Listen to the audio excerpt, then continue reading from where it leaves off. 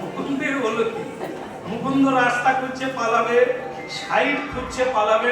মহাপ্রভু দেখলো যে সাইড দিয়ে চলেই যাচ্ছে, তো তখন মহাপ্রভু তাকে শুনে শুনে বলছে, যাচ্ছ যাও, একদিন আমি এমন বড় বৈষ্ণব হব যে ব্রহ্মা শিবকেও পর্যন্ত আমার দ্বারে আসতে, আর তোমাকে তো আগেই আসতে, আর তুমি আমাকে এড়িয়ে যাচ্ছ। আমি ফাঁকি জিজ্ঞাসা করি বলি, একদিন আমি এমন বড় বৈষ্ণব হব। তত্ত্বটা কি দাঁড়ালো?